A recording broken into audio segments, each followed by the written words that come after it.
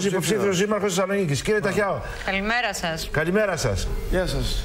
Καλημέρα, καλημέρα. Τι λέτε εσείς, κύριε Ταχιάο, εσείς θα θέλατε, θεωρείτε ότι η άρση του τραπεζικού απορρίτου τι είναι, ας πούμε, είναι προσωπικά δεδομένα, είναι κάτι παραπάνω από αυτό το οποίο θα πρέπει όλοι να έχουν στη διάθεση της κοινωνίας που εκλέγει όλους τους αιρετούς? Κοιτάξτε, εγώ αυτή τη στιγμή δεν μπορώ να σας πω ότι έχω μια σαφή άποψη στο θέμα. Η δική μου άποψη είναι ότι γενικώς και τα δικαιώματα των πολιτικών πρέπει να είναι αντίστοιχα με τα δικαιώματα των υπολείπων πολιτών. Βεβαίως δεν έχω και τίποτα να φοβηθώ με μια άρση του δικού μου τραπεζικού απορρίτου, ούτε καν με το πόθεν έσχες μου, οπότε δεν αισθάνομαι ότι υπάρχει κάποιο ζήτημα. Εκείνο που θέλω να πω είναι ότι καλό είναι όλες αυτές οι υποθέσεις να συζητιούνται σε περιόδους που πραγματικά μπορεί η συζήτηση να γίνει ψύχραιμα και να μην δίνει την εντύπωση ότι εξυπηρετεί τακτικούς σκοπούς. Τακτικισμούς λέτε εσείς, βάζετε το θέμα του χρόνου, πως μπαίνει σε πολλά ζητήματα, κύριε Ταχιάο. Ο υποψήφιος δήμαρχος της Θεσσαλονίκης είναι κοντά μας από το στούντιο της R3. Από την άλλη είπατε μια λέξη, οπότε από αυτή θα πιαστώ, δεν έχω τίποτα να φοβηθώ. Και είναι και αυτό που λένε και οι πολίτες όμως. Όποιος δεν έχει να φοβηθεί, ας τον ψάχνουν από το πρωί μέχρι το βράδυ. Αυτό το μήνυμα δεν πρέπει συνολικά, όποια ώρα και στιγμή, 2 μέρες πριν από τις κάλπες, εγώ λέω, αν καθυστερεί τόσο πολύ μια κυβέρνηση, να το στέλνει συνολικά το πολιτικό σύστημα. Όλα τα κόμματα, να λένε ψάξτε μας. Όλοι οι πολιτικοί να λένε ξετινάχτε μας. Ναι, καταρχάς δυσκολεύομαι λίγο λόγω του delay που έχει ο ήχος. Επιτρέψτε μου το εξής. Αυτό το μήνυμα προϋποθέτει το να αποδεχθούμε μια υφέρπουσα άποψη ότι όλοι οι πολιτικοί είναι ένοχοι για κάτι. Και νομίζω ότι αυτό είναι πάρα πολύ μεγάλο λάθος. Είναι πάρα πολύ μεγάλο λάθος να ξεκινάει η συζήτηση στην κοινωνία από αυτό το ζήτημα. Όχι ότι δεν έχουν υπάρξει ευκαιρίες ή δεν έχουν δοθεί τέτοια μηνύματα στον κόσμο. Προφανώς, προφανέστατα. Αλλά δεν μπορεί να θεωρήσει κανένας ότι η διαφθορά στον τόπο μας είναι καθολική. Θα σας πω ότι συμφωνώ ότι πρέπει να υπάρχει διαφάνεια, συμφωνώ ότι τα πάντα πρέπει να είναι ανοιχτά. Δεν έχω κανένα τέτοιο πρόβλημα, αλλά δεν μπορώ να μπω στο νομικό θέμα, γιατί δεν είμαι και ειδικός σε αυτό, στο θέμα της άρσης, της διαρκούς άρσης του τραπεζικού απορρίτου. Πάντως, κύριε Ταχιάο, ναι, και επιτρέψτε μου να σας πω ότι είναι και λίγο τεχνικό ζήτημα. Είναι και λίγο τεχνικό ζήτημα με την έννοια ότι έχει αποδειχθεί ότι οι συναλλαγές που είναι κυκλικές μεταξύ λογαριασμών πολλές φορές έχουν παρεμηνευτεί και έχει χρειαστεί να αποδείξει κάποιος ότι δεν είναι ελέφαντας. Αλλά δεν νομίζω ότι είναι και το μείζον θέμα αυτή την εποχή. Η συζήτηση αυτή περί διαφθοράς και η συζήτηση περί πόθεν έσχεσης και όλα αυτά σέρνεται πάρα πολλά χρόνια. Θα μπορούσαμε πολύ ψύχραμα να το έχουμε συζητήσει και όχι προεκλογικά. Και όμως, κύριε Ταχιάο, τώρα αν μου επιτρέπετε, για να κάνουμε και κάποιες ερωτήσεις, να έχουμε ένα διάλογο, παρά το γεγονός ότι καταλαβαίνω ότι έχετε επιστροφή και αυτό σας δυσκολεύει και αν μπορούμε να το διορθώσουμε. Εσείς διεκδικείτε ένα δήμο όπου στο παρελθόν ο δήμαρχος καταδικάστηκε σε ισόβια κάθριξη για υπεξαίρεση. Έτσι, και πήγε φυλακή. Δηλαδή θέλω να πω ότι ωραία να το συζητάμε και να λέμε ότι δεν θα πρέπει να εκ προημίου να καταδικάζουμε όλο τον πολιτικό κόσμο, αλλά είναι πάρα πολλά και τα περιστατικά πλέον που έχουν συμβεί. Και θέλω να έρθω και στη δική σας την περίπτωση, που προφανώς είστε ένας άνθρωπος που έχετε μεγάλη εμπειρία από τα κοινά, γιατί έχετε υπάρξει και δημοτικός σύμβουλος και αντιδήμαρχος σε μεγάλες περιόδους. Η ανθυποψήφιά σας, η κυρία Νοτοπούλου, σας συνδέει ουσιαστικά και λέει ότι ήσταν υποστηρικτής του Δημάρχου Παπαγεωργόπουλου. Ακούστε, η δικιά μου θητεία στο Δήμο ξεκίνησε πολύ πριν από την περίοδο του Παπαγεωργόπουλου και δεν δίπιασε σε όλη τη διάρκεια της δικής του παρουσίας στο δημαρχιακό αξίωμα. Αποχώρησα το 2006. Σας αναστέλεχος όμως επί δημαρχίας του. Ναι, μισό λεπτό. Θα τα πω, μισό λεπτό. Προφανώς ήμουνα και αντιδήμαρχος στην περίοδο του Παπαγεωργόπουλου. Και επίσης, ναι, υπήρξα μάρτυρας υπεράσπισης. Στη δεύτερη διοικητή ο Παπαγεωργόπουλος δεν καταδικάστηκε για υπεξαίρεση. Ο Παπαγεωργόπουλος καταδικάστηκε για ηθική αυτουργία σε ηθική αυτουργία σε 12 χρόνια φυλάκιση. Γιατί η τελεσίδικη δικαστική απόφαση είναι αυτή. Δηλαδή εφετειακή. Ναι. Για να ξεκινήσω από αυτό το τελευταίο, εγώ πήγα και είπα την άποψή μου για το αν θεωρούσα λογικό ή όχι ο Παπαγεωργόπουλος πηγαίνοντας στο Δήμο αμέσως να ασχοληθεί με το να υπεξαιρέσει λεφτά από το Δήμο. Και νομίζω ότι δεν καταδικάστηκε γι' αυτό, αλλά και σε κάθε περίπτωση από τους 5 δικαστές, οι 2 ψήφισαν την αθότητά του και μάλιστα με μια πολυσέλιδη αιτιολογία, την οποία την ενσωμάτωσαν στην τελική κρίση του δικαστηρίου. Αλλά για να μπω και στην ουσία του θέματος, Υπάρχει ζήτημα συλλογικής ενοχής στο Δήμο. Δηλαδή, υπήρξε αντιδήμαρχος του Παπαγεωργόπουλου. Υπάρχει καμιά συλλογική ενοχή. Πολύ φασιστικό αυτό. Δηλαδή, σε τι με αγγίζει? Δεν με άγγιξε ποτέ το θέμα Παπαγεωργόπουλου και άλλωστε εγώ δεν ήσαν καν ούτε την περίοδο των μεγάλων αντιθέσεων μέσα στο Δήμο, γιατί εγώ είχα αποχωρήσει από το Δήμο εκείνο το διάστημα. Αυτό το οποίο έχω να πω είναι ότι για το έργο της διοίκησης Παπαγεωργόπουλου που με αφορά, εγώ είμαι περήφανος, διότι μπορεί κανένας να μου πιστώσει το έργο της Νέας Παραλίας, στο οποίο όχι μόνο συμμετείχα στη διοίκηση του σχεδιασμού του έργου, αλλά ήμουνα και αυτός ο οποίος διασφάλισε τις πιστώσεις για τις 2 πρώτες εργολαβίες, την περαίωση του διαγωνισμού για το Δημαρχιακό Μέγαρο και την έναρξη του έργου. Έργα στα οποία εγώ δεν έμεινα μετά να συνεχίσω στην κατασκευή τους, αλλά έργα τα οποία έχουν σηματοδοτήσει το μέλλον της πόλης. Λοιπόν, αυτή η ισοπεδωτική αντίληψη της κυρίας Νοτοπούλου και αυτή η ισοπεδωτική αντίληψη, αν ξέρετε, κύριε Ταχιάο, είναι μια γενικότερη στάση. Έχετε απόλυτο δίκιο να λέτε ότι σωστά έχει παραδοθεί έργο και μετήχατε σε αυτή την περίοδο στην οποία παρήχθη έργο. Αλλά από τη μία μεριά το έργο που παράγεται σε μια δημαρχιακή περίοδο το καρπώνεστε όλοι, αλλά όταν έρχεται η κουβέντα στα προβλήματα που δημιουργεί αυτή η δημαρχιακή περίοδος, μας μιλάτε για συλλογική ευθύνη. Φυσικά δεν υπάρχει συλλογική ευθύνη γενικά, αλλά όταν μια διοίκηση του Δήμου, ήσασταν διοίκηση στο Δήμο, μπορεί να μην ήταν το συγκεκριμένο διάστημα που λέτε, ήσασταν διοίκηση στο Δήμο. Υπάρχει συλλογική ευθύνη όταν διοικείται ένας Δήμος από τον Δήμαρχο, τον Αντιδήμαρχο και όλους τους υπόλοιπους που έχουν λόγο. Όχι, δεν υπάρχει. Είχατε λόγο στη διοίκηση του Δήμου ή δεν είχατε λόγο? Και τι, ήξερε κανένας πώς πληρώνονται δηλαδή ασφαλιστικές φορές στο Δήμο? Εγώ δεν είχα ιδέα. Και όχι μόνο εγώ, οι περισσότεροι. Το δικαστήριο με συγχωρείτε πάρα πολύ τώρα. Το δικαστήριο, δεν κάνουμε δίκαιο εδώ. Εμείς απλώς λέμε ότι δεν γίνεται να μην γνωρίζουμε. Όχι, δεν είναι έτσι. Είναι άλλο η πολιτική ευθύνη που και πάλι η πολιτική ευθύνη αφορά, ακούστε. Και πάλι πολιτική ευθύνη. Οι Δήμοι, με συγχωρείτε λίγο, δεν μπορώ το διάλογο αυτό γιατί δεν ακούω καλά. Έχετε απόλυτο δίκιο. Οι Δήμοι είναι δημαρχοκεντρικοί. Η Δήμη είναι δημαρχοκεντρική, δηλαδή η πολιτική ευθύνη αντανακλάται όχι στη συλλογική λειτουργία του Δημοτικού Συμβουλίου, ούτε καν οι αντιδημαρχίες δεν είναι συλλογικά όργανα, ούτε καν προσωποπαγή, είναι προσωποπαγή μάλλον όργανα με κατανάθεση αρμοδιοτήτων από τον Δήμαρχο. Αλλά σκεφτείτε ότι τα δικαστήρια έλεξαν τους αντιδημάρχους οικονομικών που είχαν άμεση εμπλοκή στα οικονομικά του Δήμου και τους αθώωσαν όλους από την πρωτόδικη ακόμα δίκη. Εμένα που ήμουν αντιδήμαρχος αρχιτεκτονικού, τώρα θα με αγγίξει ένα θέμα το οποίο, εν πάση περιπτώσει, δεν το ήξερα, δεν είχα καμία γνώση. Για το όνομα Θεού τώρα, αυτά δεν υπάρχουν. Είναι λάθος η έννοια της συλλογικής ευθύνης. Είναι πολύ μεγάλο λάθος, με συγχωρείτε.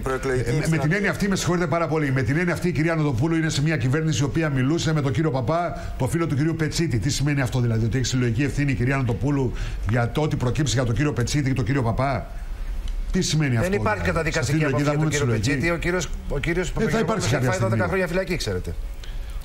Ο κ. Παπαγεωργόπουλος έχει πάει 12 χρόνια φυλακή και λοιπόν και όποιος του μίλησε, δηλαδή τι πρέπει να κάνει? Ναι, κοιτάξτε, συγκρίνεται πράγματα που είναι ανώμια, ξέρετε. 18 εκατομμύρια ευρώ και τα δεν οποία έχει διοικήσει μαζί με τον κύριο από το Δήμο. Τα 18 εκατομμύρια δεν προέκυψε ότι ο Παπαγεωργόπουλος πήρε 18 εκατομμύρια ευρώ, επιτρέψτε μου. Δεν προέκυψε αυτό το πράγμα. Μην μπερδεύεστε σε αυτό. Ο Παπαγεωργόπουλος καταδικάστηκε για αμέλεια σε αμέλεια. Και έφαγε 12 χρόνια. Για αυτουργία μαλλοντικής ή για αυτουργία από αμέλεια. Ξεκίνησε με αφορμή το θέμα του πόθεν έσχης και την άρση του τραπεζικού απορρίτου. Και αυτό είδατε μετά από όλη αυτή την κουβέντα. Μήπως η άρση είναι καλή για να μην μένουν και σκιές? Είδατε πώς μπορεί να εγκλωβιστεί ένας άνθρωπος σε μια ατέρμονη κουβέντα και συζήτηση και θα δώσουν οι δικαστικές αρχές την εντολή και θα πάει το θέμα στην Βουλή. Ενώ αν τελειώσουν όλα αυτά, στο τσακ μπαμ που λέει και ο λαός, τη μια μέρα υποψιάζω με τον Μερτζάνη, τη δεύτερη μέρα από την να μην τη ισοπεδώνουμε. Ναι, τι είπατε? Όχι, μην τα ισοπεδώνουμε. Διότι ο Παπαγεωργόπουλος, ως δημοτικός σύμβουλος, ως δήμαρχος, δεν είχε τα προνόμια που έχουν οι βουλευτές. Είχε αποχωρήσει και από την βουλευτική ιδιότητα πολύ νωρίτερα. Οι τραπεζικοί του λογαριασμοί άνοιξαν αμέσως, δεν βρέθηκαν εκεί κινήσεις. Είτε ήταν διαρκές το άνοιγμα των λογαριασμών, είτε στιγμιαίο όπως έγινε. Είναι προφανές ότι το αποτέλεσμα θα ήταν ίδιο.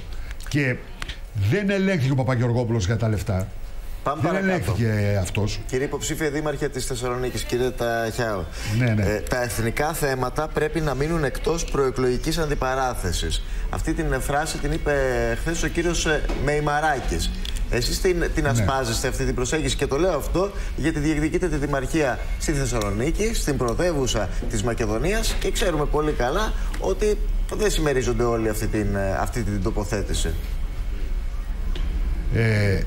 Ακούστε τώρα, εάν το ονοματολογικό θέμα σήμερα θεωρήσουμε ότι είναι ένα εθνικό θέμα, ναι, δεν νομίζω ότι αυτή τη στιγμή το ζήτημα είναι το ονοματολογικό, διότι εκ των πραγμάτων υπάρχει κάτι το οποίο είναι ήδη τετελεσμένο, δηλαδή η απόφαση για να υπογραφεί η Συμφωνία των Πρεσπών από την ελληνική πλευρά.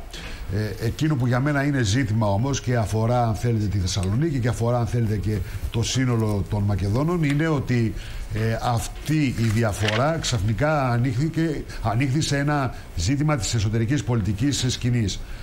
Και αυτό δυστυχώς δεν μπορεί να μην δηλητηριάσει το πολιτικό σκηνικό. Προσπαθώ εγώ να μην μετέχω σε αυτό το παιχνίδι.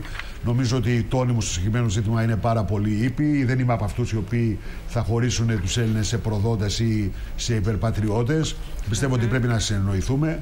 Αλλά θεωρώ και εγώ ότι από τη Συμφωνία των Πρεσπών έχει γίνει μια σημαντική ζημιά στην μακεδονική ταυτότητα στην Βόρειο Ελλάδα. Μακεδόνας είμαι και εγώ 100%. Μπορώ να το καταλάβω, μπορώ να περιγράψω και το πώς νιώθω και ο ίδιος, και με την έννοια αυτή, αυτό που θέλω να κάνω είναι να συμβάλλω στην αποκατάσταση αυτού του ελλείμματος που έχει δημιουργηθεί, του ψυχικού ελλείμματος στους Μακεδόνες. Εγώ το ρώτησα επειδή προχθές ήμουνα στα Σκόπια και επέστρεφα με το αεροπλάνο των επιχειρηματιών, και το είπα εδώ και όταν επέστρεψα, ότι στη Θεσσαλονίκη όταν έκανε στάση στο αεροπλάνο, το λέω γιατί ήμουνα μέσα δηλαδή και το είδα, άδειασε το αεροπλάνο, δηλαδή έφυγαν όχι οι μισοί, πολύ περισσότεροι από τους μισούς επιβάτες, που ήταν άνθρωποι δηλαδή οι οποίοι δραστηριοποιούνταν στην Θεσσαλονίκη και στη Βόρεια Ελλάδα συνολικά. Γι' αυτό θέλουμε να μας κάνετε και μια αποτίμηση για το οικονομικό μέρος. Αν αυτό το οποίο λέει η κυβέρνηση, ότι υπάρχουν οικονομικά ωφέλη και θα φανούν από αυτή τη συμφωνία, αν εσείς το συμμερίζεστε, μιλώντας και με επιχειρηματίες στη Βόρεια Ελλάδα. Και αν κάποια από αυτά θα έρθουν και στη Θεσσαλονίκη, θα βοηθήσουν και τη Θεσσαλονίκη ως πόλη πλέον. Ή αν το αρνείστε, αν το συμμερίζεστε ή αν το αρνείστε. Καταρχάς, αν εννοείται ότι θα έρθουν επενδυτές από. Καλά, όχι να έρθουν επενδυτές, να έρθουν τουρίστες. Και τώρα νομίζω ότι μιλάμε για ανέκδοτο, έτσι. Όχι, εμείς πάμε ως επένδυση εκεί. Αλλά μισό λεπτό, νομίζω ότι σε όλο αυτό υπάρχει ένας μύθος. Υπήρχαν άριστες οικονομικές σχέσεις. Πρέπει να ξέρετε ότι στο διάστημα που είχα αποχωρήσει από το Δήμο και για 2,5 χρόνια ήμουν αναπληρωτής Γενικός Γραμματέας Διεθνών Οικονομικών Σχέσεων και Αναπτυξιακής Συνεργασίας του Υπουργείου Εξωτερικών. Δηλαδή, έβλεπα προηγουμένως και τον κύριο Τσίπρα, ο οποίος ήταν ένα από τα πρόσωπα που βρέθηκε αργότερα στο ίδιο αντικείμενο. Ο ίδιος έχω οργανώσει επιχειρηματικές αποστολές στο παρελθόν και στα Σκόπια και στο Κόσοβο και στην περιοχή. Τα έχω επισκεφτεί πάρα πολλές φορές. Δεν θεωρώ ότι υπήρχε θέμα οικονομικών σχέσεων με τα Σκόπια. Νομίζω ότι είναι αστείο να συζητάμε για κάτι τέτοιο, και άλλωστε είναι προφανές ότι η επίσκεψη του Πρωθυπουργού ήταν μια φιέστα και μόνο μια φιέστα. Μια επιχειρηματική αποστολή χωρίς B2B συναντήσεις, νομίζω ότι είναι μια αστείωτητα. Δηλαδή, μα έγιναν 500 συναντήσεις, κύριε Ταχιάου. 500 συναντήσεις γίνανε. Για πείτε μου ποιες. Δεν γίνανε σοβαρές συναντήσεις. Οι συναντήσεις των υπουργών δεν είναι B2B. 500 επιχειρηματίες μεταξύ που ήρθαν και εδώ. Επιχειρηματιών αυτών που ήδη δραστηριοποιούνται στα Σκόπια, γιατί αυτοί ήταν. Μπορώ να σας κατονομάσω. Κοιτάξτε, νομίζω ότι υπάρχει ένας μύθος σε αυτό. Υπάρχει ένας μύθος. Οι οικονομικές σχέσεις με τα Σκόπια ήταν άριστες. Χωρίς καν να έχει λυθεί το θέμα, ακόμα και επί εποχής Γκρούευσκη, δηλαδή του ΒΜΡΟ, των πιο ακραίων, η Ελλάδα ήταν ο μεγαλύτερος επενδυτής στα Σκόπια. Η αποεπένδυση οφείλεται στην κρίση, δεν οφείλεται στις πολιτικές σχέσεις με τα Σκόπια. Σε υποδομές, σε ενέργεια. Μας έλεγε τους προάλλους ο κύριος Πύρτζης, γιατί και εμείς δεν ξέρουμε όλα τα θέματα. Μας έλεγε ο κύριος Πύρτζης που ήταν στην αποστολή ότι αυτοί οι επιχειρηματίες που έχουν να κάνουν με αυτούς τους τομείς και με κάποιους ακόμα, τους οποίους μπορεί να μην συγκρατώ αυτή τη στιγμή, δεν είχαν πατήσει το πόδι τους ξανά στα Σκόπια, στην πόλη των Σκοπίων. Δεν είχαν δηλαδή όλοι δραστηριότητα. Από την άλλη, επειδή μιλήσατε για φιέστα και το λένε και άλλα κόμματα. Ο κ. Πύρτζης να μην είχε πατήσει, αλλά δεν υπάρχει, με συγχωρείτε, Έλληνας επιχειρηματίας ο οποίος έχει διεθνή δράση και δεν έχει πατήσει το πόδι του στα Σκόπια, το έκανε για άλλους λόγους. Πάντως όχι για πολιτικούς λόγους. Τώρα, αν βρήκε ευκαιρία να πάει μια εκδρομή στα ονειρικά Σκόπια μαζί με τον Πρωθυπουργό με ένα τζάμπα τσάρτερ, αυτό είναι άλλη ιστορία. Λέτε ότι πήγανε για εκδρομή, γιατί ξέρετε, ορισμένοι από αυτούς τους 140 ανθρώπους. Για να ρωτήσουμε τώρα όπως το σκεφτόμαστε, γιατί εδώ στην ΕΡΤ ευτυχώς έχουμε το περιθώριο να κάνουμε κανονικές ερωτήσεις και να εκφράζουμε και τις σκέψεις μας. Τώρα, ναι, αλλά και εγώ έχω το περιθώριο να κάνω κανονικές απαντήσεις. Ναι, όχι, κανονικές απαντήσεις. Εννοείται. αυτοί οι 140 άνθρωποι που πήγαν, κάποιοι από τους οποίους, πώς να το πω τώρα, δεν ξέρουν τι έχουν, συγγνώμη δηλαδή, πήγαν για να κάνουν μια τζάμπα εκδρομή ή έγιναν ξαφνικά ΣΥΡΙΖΑ. Αυτό προσπαθούμε να καταλάβουμε και να κατανοήσουμε. Όχι. Ξέρω ποιοι έχουν πάει επισκοπό επενδύσεων. Ξέρω ποιοι, αλλά αυτοί έχουν ήδη επενδύσει στα Σκόπια. Προφανώς. Άρα μήπως ανοίγει και κάτι καινούριο. Ποιον πήγα να κοροϊδέψει. Όταν έχεις μια επένδυση στα Σκόπια, όταν έχεις μια επένδυση στα Σκόπια και πηγαίνει ο Πρωθυπουργός, είναι προφανές ότι θα πας και εσύ για το πολύ απλό λόγο ότι δεν μπορείς να σνομπάρεις κάτι το οποίο αποτελεί μια πραγματικότητα. Προφανώς δεν μπαίνει πολιτική στις επιχειρηματικές σχέσεις και το κατανοώ. Αυτή την αναφορά για την τζάμπα εκδρομή την έκανε σε αυτούς που πήγαν για πρώτη φορά. Για αυτούς που πήγαν για πρώτη φορά, δηλαδή δεν μπορεί να υπάρχει, ειδικά από τη Βόρεια Ελλάδα, επιχειρηματίας που να πήγε για πρώτη φορά στα Σκόπια. Πάντως, κύριε Ταχιάου, μισό λεπτό, Μάριο. Επειδή τώρα ανακαλύψαμε τα Σκόπια και τα ανακάλυψε ο κύριος Τσίπρας. Ο κύριος Τσίπρας, με συγχωρείτε, ο κύριος Τσίπρας υπήρξε από τους πολύ καλούς επενδυτές των Σκοπίων από πολύ νωρίτερα. Πολύ νωρίτερα, διότι όταν στα Σκόπια αυτή τη στιγμή η φορολογία για τις νεοφυείς επιχειρήσεις είναι 30% και στην Ελλάδα είναι 29%, καταλαβαίνετε τώρα ποιο είναι το πραγματικό πρόβλημα. Να μην κοροϊδευόμαστε μεταξύ μας, δεν είναι ποτέ πολιτικό το ζήτημα, είναι οικονομικό και εσωτερικό ζήτημα της Ελλάδος. Πάντως, επειδή προηγουμένως είπατε ότι δεν έγιναν κατηδίαν συναντήσεις επιχειρηματιών στα Σκόπια, ο πρόεδρος του Enterprise Greece μας είπε ότι έγιναν περισσότερες από 400. Αυτό επειδή το αναφέρατε, το αναφέρατε γι' αυτό. Τι να κάνω τώρα, κύριε Ταχιάου, πάντως δεν μπορούμε απλώς σας το αναφέρω επειδή είπατε ότι δεν έγιναν. Πριν ολοκληρώσουμε, γιατί μας πιέζει λίγο ο χρόνος, να επιστρέψουμε λίγο στα καθαρά δικά σας θέματα της Θεσσαλονίκης. Θέλω να σας ρωτήσω, αυτό που διαβάζουμε τις τελευταίες μέρες για αυτό το Δημοτικό Συμβούλιο που δημιούργησε μεγάλη διένεξη σχετικά με τους 192 συμβασιούχους της καθαριότητας. Θα μας πείτε λίγο τη δική σας άποψη, γιατί η καθαριότητα για ένα Δήμο είναι ένα από τα βασικά θέματα και αν είσαστε υπέρ του να μπουν ιδιώτες στην καθαριότητα ή όπως λέει ο κύριος Μπουτάρης, ο απερχόμενος δήμαρχος, αυτή τη στιγμή δεν υπάρχει τέτοιος λόγος, διότι έχουν προσληφθεί, αν διαβάζω καλά και αν είναι και σωστά τα νούμερα, γιατί εσείς τα ζείτε και από κοντά, υπάρχει λέει πρόσληψη 535 μόνιμων εργαζομένων μέσω προκήρυξης και αυτό ουσιαστικά θωρακίζει το κομμάτι αυτό και δεν θα χρειαστεί ανάμειξη ιδιωτών. Λοιπόν, επειδή είναι πολύ μεγάλο το θέμα, θα σας τα πω επιγραμματικά. Επί της αρχής, ναι, εγώ είμαι υπέρ της ανάμειξης των ιδιωτών στην καθαριότητα και σε όλους τους τομείς. Δεν έχω τέτοιες ιδεολειψίες κατά των ιδιωτών. Δεν είναι η καθαριότητα ένα ταμπού στο οποίο δεν μπορούν να μετέχουν οι ιδιώτες. Αλλά επιτρέψτε μου να πω το εξής. Ο κ. Μπουτάρης στην ίδια συνεδρία είπε ότι από τους 535 που περιμένει από τη 3K προκήρυξη, η οποία έγινε ακριβώς υποτίθεται για να κλείσει το θέμα της καθαριότητας, η μισή είναι αμαία. Μπορώ να σας δώσω το βίντεο να το δείτε. Τα έχω όλα βιντεοσκοπημένα. Και μάλιστα θα το κάνω και χορηγούμενο στο Facebook πολύ σύντομα. Είπε επίσης ο κ. Μπουτάρης ότι ουδέποτε ξέρουν πόσα άτομα υπηρετούν στην καθαριότητα. Αυτοί οι 192 οι οποίοι έχουν μια πρωτόδικη δικαστική απόφαση, όχι τελεσίδικη δικαστική απόφαση, ήρθαν παραμονή εκλογών με πρόταση συγκεκριμένων δημοτικών συμβούλων να ζητήσουν να γίνει ανάκληση της έφεσης που έχει ασκηθεί από πέρσι το καλοκαίρι, από τον Ιούλιο του 2018, ώστε να μονιμοποιηθούν στην καθαριότητα επιπλέον των 550 που υποτίθεται ότι έκλειναν τις τρύπες της καθαριότητας. Σε όλα αυτά δεν υπάρχει καμία λογική. Άρα εσείς αυτό το χαρακτηρίσατε για πελατειακούς λόγους ότι γίνεται. Όχι απλώς γιατί για πελατειακούς λόγους, είναι πονίδιστο αυτό το οποίο γίνεται και χρεώνεται σε συγκεκριμένους ανθρώπους. Και εγώ είπα το εξής, ότι αν έρθει αύριο μεθαύριο το ελεκτικό συνέδριο ή οι υπηρεσίες του Δήμου και πούν ότι δεν μπορούν να πληρωθούν αυτοί οι άνθρωποι, ως δήμαρχος, εφόσον εκλογώ, δεν θα δώσω εντέλεσθε, δεν θα δώσω εντολή να πληρωθούν και θα καταλογίσω τα οφειλόμενα στους δημοτικούς συμβούλους οι οποίοι θα συμμετάσχουν σε απόφαση μονιμοποίησής τους. Όμως, κύριε Ταχιάου, να σας ρωτήσω κάτι συνολικότερο. Όταν λέτε ότι είσαστε υπέρ των ιδιωτών, τι να επιστρέψουμε στο προηγούμενο καθεστώς με τις εργολαβιές? Διότι αυτό το παρακολουθήσαμε το προηγούμενο διάστημα. Δεν υπήρξε ποτέ τέτοιο καθεστώς. Πότε υπήρξε τέτοιο? Άρα τι ακριβώς? Στην καθαριότητα πώς δηλαδή θα γίνει? Τι ακριβώς λέτε, την πρότασή σας θέλουμε? Η πρότασή μου είναι ότι θα πρέπει συγκεκριμένοι τομείς του Δήμου σιγά σιγά να δοθούν σε outsourcing. Συγκεκριμένοι τομείς σιγά σιγά, δεν είμαι υπέρ του να ιδιωτικοποιηθεί εν όλο η καθαριότητα και πιστεύω ότι πάντοτε ο Δήμος πρέπει να έχει μια εφεδρεία.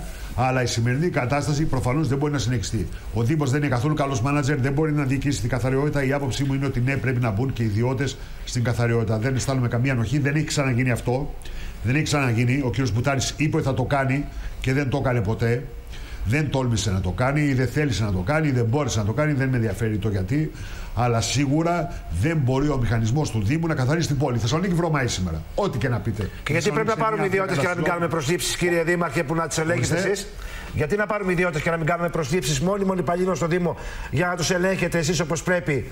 Γιατί τι διαφορά έχει, δηλαδή, τι διαφορά έχει η πρόσληψη των ιδιωτών με την πρόσληψη των δημοσίων υπαλλήλων? Καμία διαφορά δεν έχει. Δεν έχει καμία διαφορά. Στην ανεργία χτυπάει και η μία περίπτωση, στην ανεργία χτυπάει και η άλλη περίπτωση.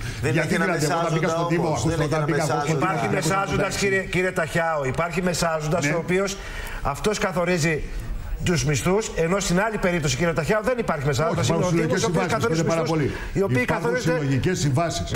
Υπάρχουν συλλογικές συμβάσεις. Με συγχωρείτε πάρα πολύ. Υπάρχουν συλλογικές συμβάσεις, υπάρχει επιθεώρηση εργασίας, υπάρχει το κράτος να πάει να ελέγξει. Άρα, συγγνώμη να σας ρωτήσουμε κάτι. Πρόσφατα είδαμε ότι οι νοσοκομεία κάνουν ατομικές συμβάσεις με την καθαριότητα, με τους ανθρώπους.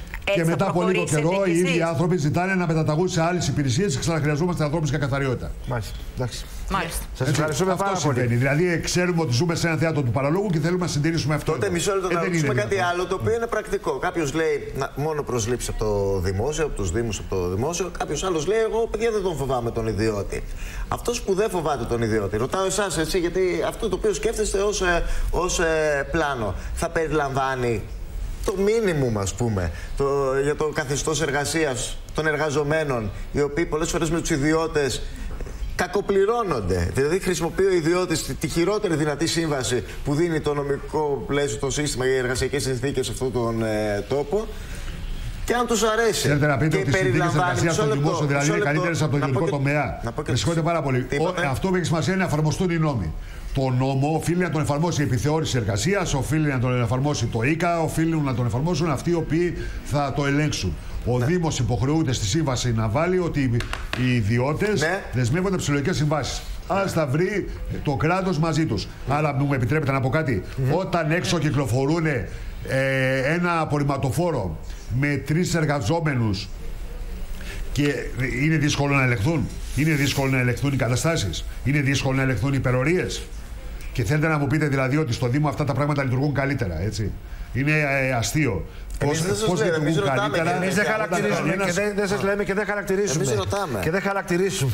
Όχι, το λέω σχήμα λόγου. Δεν λέω ότι το λέτε εσείς.